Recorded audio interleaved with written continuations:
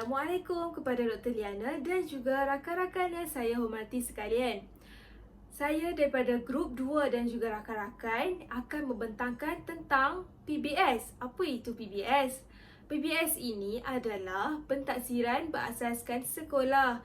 Jadi kami telah memilih forum sebagai platform kami untuk menerangkan dengan lebih lanjut apa itu PBS. Jadi rakan-rakan sekalian, saya minta untuk anda meluangkan masa anda untuk melihat forum yang telah kami sediakan. Assalamualaikum, salam pembuka, salam minggu penuh senyuman. Barisan panel sudah pun tiba. Mari kita mulakan bersua kita dalam majlis ilmu yang memfokuskan mengenai perbincangan yang dihadapi, iaitu penerimaan guru terhadap pentaksiran berasaskan sekolah, relevan atau tidak. Sebelum mengupas tajuk ini dengan lebih mendalam, terlebih dahulu mari kita berkenalan dengan 3 orang ahli panel kita pada hari ini. Ahli panel yang pertama dari Pejabat Pendidikan Daerah, Puan Haziza binti Mat Zahir. Beliau merupakan wakil bagi Kementerian Pelajaran Malaysia Negeri Kedah di dalam membincangkan isu yang berbangkit. Assalamualaikum Puan. Waalaikumsalam Puan. Seterusnya, ahli panel yang kedua dari Sekolah Menengah Kebangsaan Seri Enggang, Cikgu Nur Nasihah binti Zubair merupakan guru semelang bagi pelajaran bagi tahun 2021. Salam sejahtera kepada Cikgu. Salam sejahtera juga buat semua. Assalamualaikum. Terima kasih. Dan tidak dilupakan Cikgu Hanan Atifi binti Awang dari Sekolah Menengah Kebangsaan Sains Mat Jiwa dan merupakan guru bagi mata pelajaran sains tulis. Selamat pagi Cikgu. Selamat pagi. Terima kasih. Baiklah, menurut tamu edisi keempat, pentaksiran bermaksud perihal menaksir. Manakala menurut Nuraini Mat Nordin 2015, Kementerian Pelajaran Malaysia menjelaskan komponen pentaksiran yang dikenalikan oleh pihak sekolah dan pentaksiran dilaksanakan oleh guru-guru mata pelajaran secara berterusan dalam proses mengajar dan pembelajaran. Setahu saya, konsep PBS bukanlah sesuatu yang baru kerana pentaksiran ini selama ini dilaksanakan oleh guru di sekolah. Boleh Puan Haziza jelaskan serba sedikit mengenai konsep pentaksiran ini? Boleh Puan. Okey, sebagaimana kita tahu, pada zaman sekarang ini kita menuju ke arah pentadbiran negara yang maju. Okey, saya sebagai panel yang pertama iaitu berkhidmat sebagai pegawai pendidikan di Kementerian Pengajian Tinggi. Seperti yang sedia maklum, kini kita ke arah menuju negara yang maju. Maka sistem pendidikan negara juga seiring dengan transformasi pentadbiran negara yang dijalankan. Dalam transformasi tersebut, satu sistem diperkenalkan untuk guru-guru di Malaysia iaitu PBS. PBS ini bermaksud pentaksiran berasaskan sekolah. Pentaksiran berasaskan sekolah bersifat holistik iaitu menilai aspek kognitif yang terdiri daripada intelek dan seterusnya efektif iaitu emosi dan juga rohani, dan akhir sekali ialah psikomotor yang terdiri dalam jasmani. Ini selaras dengan falsafah pendidikan kebangsaan kurikulum standard sekolah rendah iaitu KSSR. Dan PBS ini juga dilaksanakan sebahagian daripada program transformasi pendidikan. Selain itu, guru-guru sekalian, lembaga peperiksaan telah menyediakan instrumen yang merangkumi piawaian, kriteria, panduan dan juga peraturan yang bertujuan untuk membolehkan guru mengukur tahap penguasaan pengetahuan dan juga kemahiran dan juga nilai mengikut kriteria yang ditetapkan dan sekaligus membolehkan pelajar PBS juga merupakan komponen pentaksiran yang dilaksanakan oleh guru-guru mata pelajaran secara berterusan dalam proses pengajarannya dan juga pembelajaran. Okey, seterusnya adalah komponen dalam pentaksiran berasaskan sekolah. Komponen terbahagi kepada dua, iaitu yang pertama adalah bidang akademik dan yang kedua adalah bukan bidang akademik. Untuk bidang akademik terdiri daripada pentaksiran sekolah dan juga pentaksiran pusat. Bagi bukan bidang akademik terdiri daripada pentaksiran psikometrik iaitu dikenali sebagai PPSI dan juga pentaksiran aktiviti jasmani, sukan dan juga co-curriculum. Okey, baik Puan, saya akan meneruskan tentang info yang seterusnya. Bagi memastikan kelincinan pelaksanaan PBS, guru seharusnya menggunakan dokumen standard co-curriculum yang mengandungi perkara-perkara yang patut dipelajari dan perlu disampaikan dalam proses pengajaran dan juga pembelajaran, manakala dokumen standard prestasi adalah rujukan utama untuk mentafsir dan mengukur penguasaan murid di sekolah. Untuk mentafsir, guru tidak semestinya menyediakan lembaran kerja bagi setiap kemahiran yang hendak dinilai. Oleh itu, bukti penguasaan murid boleh diperolehi melalui pemerhatian, jawapan lisan dan juga latihan dalam buku-buku latihan ataupun dikenali sebagai buku kerja dan juga kerja rumah. PBS ini tidak membataskan kreativiti guru yang sudah tentunya lebih mengenali murid mereka. Itu sahaja pengenalan tentang PBS daripada saya. Terima kasih. Baiklah, boleh saya simpulkan dari Puan Hafizah, PBS ini merupakan bentuk pendidikan masa depan yang juga berupaya sebagai ucapan selamat tinggal kepada orientasi peperiksaan yang telah sekian lama menantikan bertalu-talu. Baiklah, kita beralih pula kepada panel kedua. Pada tahun 2011, mencatatkan perubahan kepada sistem pendidikan di Malaysia apabila pentaksiran berasaskan sekolah diperkenalkan kepada murid tahun 1 sekolah rendah. Perubahan yang dimaksudkannya adalah perbezaan di antara keadaan semasa dan sebelumnya, iaitu penilaian pelajar telah ditukar bagi menggantikan penilaian yang berorientasikan peperiksaan.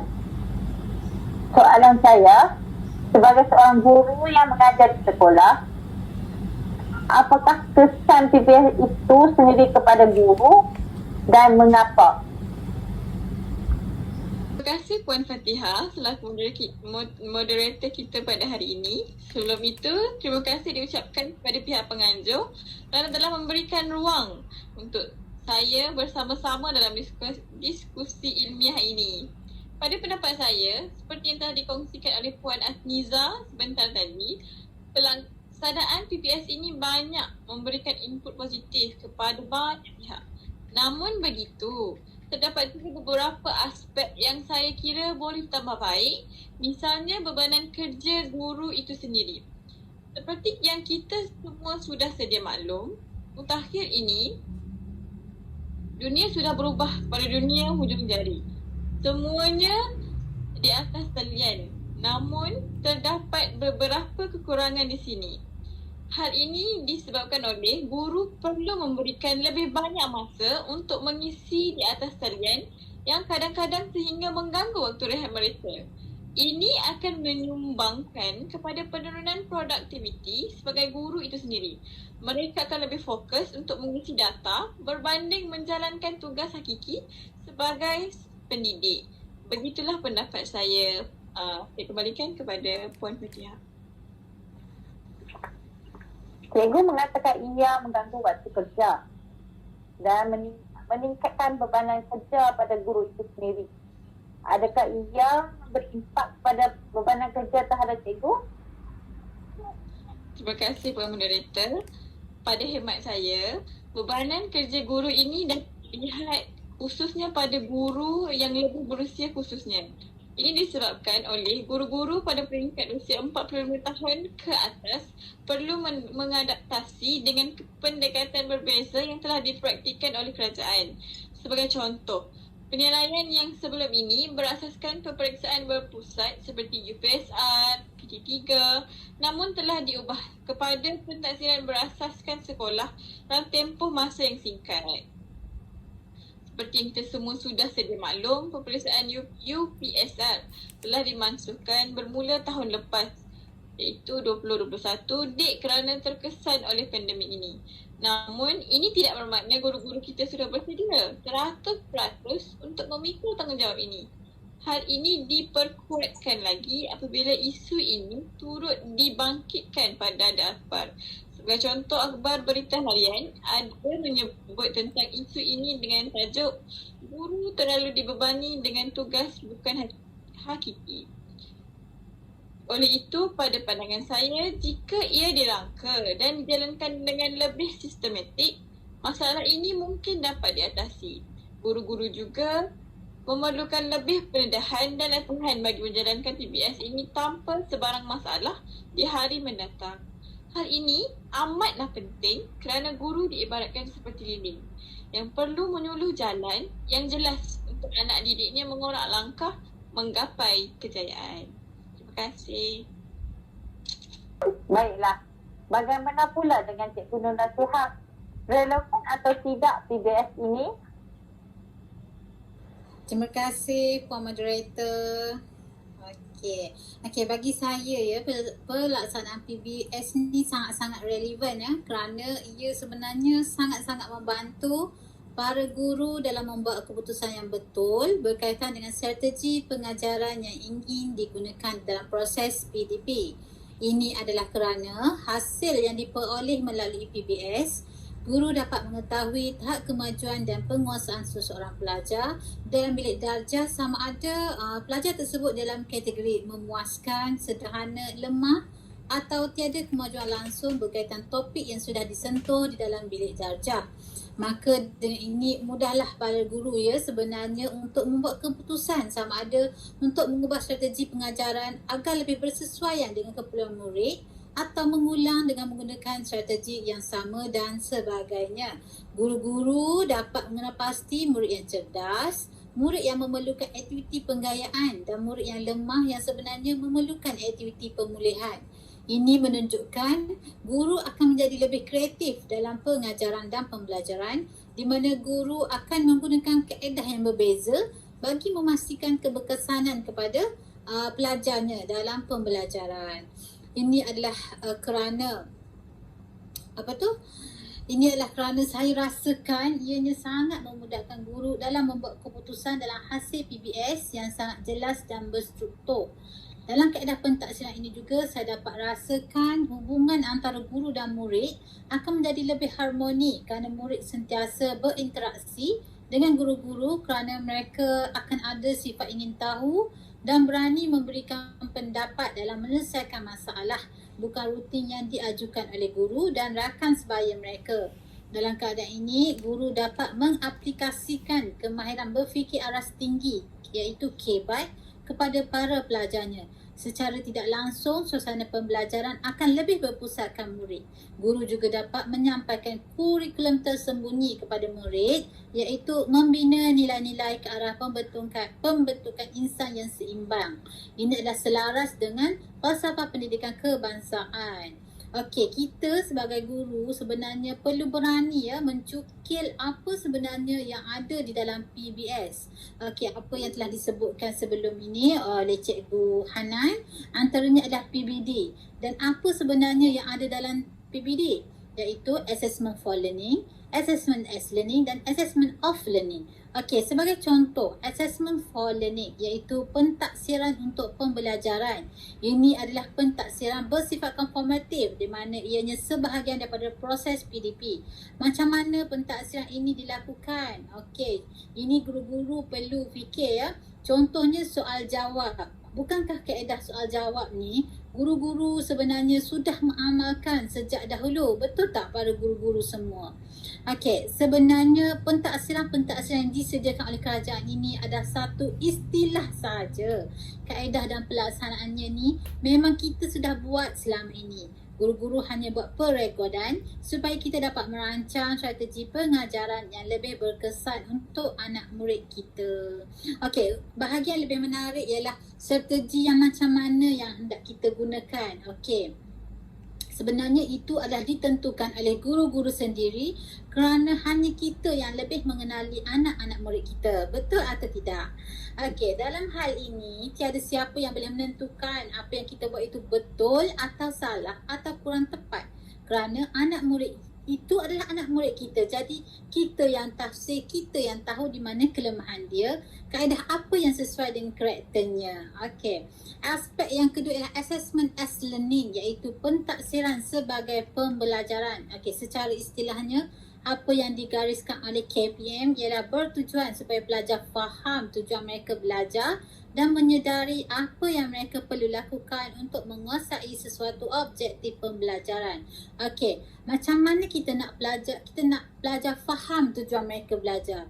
Okey, bukankah untuk SKPA K21, guru-guru perlu menulis objektif pembelajaran pada papan putih sebelum kelas bermula, dan untuk SKTS 25, guru perlu menulis success criteria. Okey, maka itu sebenarnya adalah kaedah yang telah kita laksanakan untuk melakukan pentaksiran. Okey, macam mana kita nak nilai pula macam mana pelajar kita tu dah kuasai atau tidak objektif pembelajaran yang telah kita gariskan tadi? Guru-guru boleh buat aktiviti peta konsep sebagai contoh. Okey, peta konsep ni sebenarnya satu kaedah atau aktiviti yang telah lama kita gunakan untuk anak-anak murid kita. Jadi sebenarnya guru-guru Malaysia ni tak perlulah bimbang, risau kerana kita sebagai guru sebenarnya dah lama buat pentaksiran. Cuma selama ni kita ni guru-guru tak sedar apa yang kita buat itu adalah satu pentaksiran. Okey, itulah pendapat saya, Puan Moderator dan guru-guru sekalian. Maafkan saya, izinkan saya mencela. Boleh? Boleh. Okey. Terima kasih. Jika kita dengar daripada penerangan Cikgu Nasihah sebentar tadi, maka rasanya kita semua telah jelas mengenai tugas dan peranan guru bagi menjayakan PBS di sekolah. Boleh saya gambarkan peranan guru ibarat tunjang kepada berjaya mahupun sebaliknya PBS ini. Namun begitu, terdapat beberapa isu yang ingin saya gariskan di sini untuk kita bincangkan bersama. Seperti yang Puan terangkan sebentar tadi, guru haruslah bijak mengaplikasikan PBS ini demi menjayakan program ini. Namun untuk melaksanakan PBS itu sendiri, guru haruslah mahir tentang selok-belok PBS itu sendiri. Dengan garis panduan yang diubah dan diperbaharui setiap tahun, ini menyukarkan guru untuk memahami dan menguasai PBS itu. Seperti yang Puan terangkan tadi, contoh pelaksanaan PBD, Assessment of Learning, guru perlu mengambil masa dan mengambil kira tentang perubahan yang dikemaskini setiap tahun sebelum dapat melaksanakannya dengan berkesan. Jika tidak, pelaksanaannya hanyalah sia-sia. Jadi mahu atau tidak mahu, guru harus dan perlu melakukan tanpa sebarang alasan. Ini telah menambahkan bebanan tugas guru itu sendiri sehingga menjejaskan masa rehat mereka. Oleh hal yang demikian, saya ingin mengutarakan beberapa cadangan yang mungkin boleh diambil kira bagi mengatasi isu ini. Yang pertama, memberikan taklimat lebih mendalam kepada guru setiap kali perubahan dilakukan. Hal ini penting bagi memastikan guru-guru sentiasa mengikuti perkembangan maupun perubahan yang berlaku. Selanjutnya, pihak atasan juga boleh mengadakan program untuk menyantuni guru. Cadangan ini penting kerana dengan cara ini, kita dapat mengetahui masalah guru dengan lebih tepat dan lebih mudah untuk diselesaikan jika sudah jumpa puncanya. Akhirnya, saya turut mencadangkan agar pihak kementerian perlu menambah baik senarai tugas guru yang bersesuaian dengan hari ini. Sebagai contoh, guru hanya perlu melakukan tugas pengisian data, maklumat hanya pada waktu bekerja sahaja, agar waktu rehat mereka lebih terjamin. Akhir kata, Jika isu ini dipandang serius, maka kebajikan guru akan lebih terbela. Maka secara tidak langsung, tahap produktiviti guru juga akan meningkat tanpa mengabaikan tujuan asal PBS itu sendiri. Bagi saya, situasi menang-menang juga akan dapat dicapai. Terima kasih. Baiklah, jika saya simpulkan pada perbincangan ini, sistem pentaksiran ini dititipkan dalam sistem pentaksiran di Malaysia akan lebih berjaya jika semua pihak bergabung tenaga untuk melaksanakan PBS dengan bersungguh-sungguh. Pentaksiran ini dapat dilaksanakan dengan lebih berjaya sekiranya semua guru mendapat kursus dan latihan yang mencukupi tentang PBS ini. Latihan yang mencukupi akan mempengaruhi guru serta dapat meningkatkan kemahiran mereka. Jika guru lebih bersedia, aktiviti pentaksiran ini akan menjadi lebih mudah untuk dilaksanakan di sekolah.